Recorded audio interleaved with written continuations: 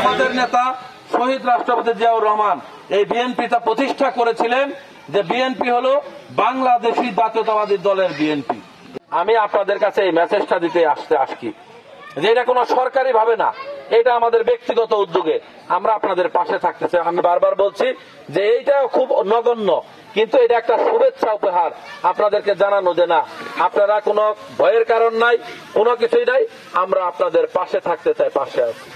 আমাদের কিন্তু অতীত অভিজ্ঞতা কিন্তু ভালো না, অতীত অভিজ্ঞতা খারাপ নাকি?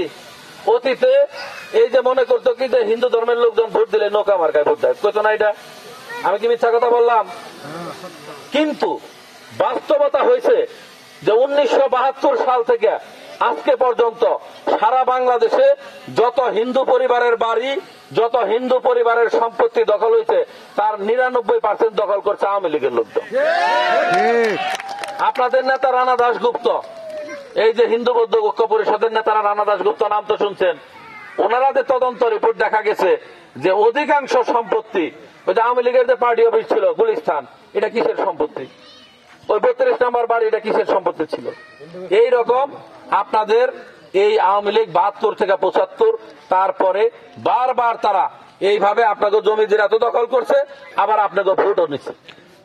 প্রত্যেকটা এলাকায় নেতাদেরকে বলেছি যে এই যে আমাদের সনাতন ধর্মের যারা আছে তাদের বাড়িঘর, তাদের প্রতিষ্ঠান আপনারা পাহারা দিবেন, কোন দুষ্কৃতিকারী যাতে তাদের কোনো ক্ষতি করতে না পারে।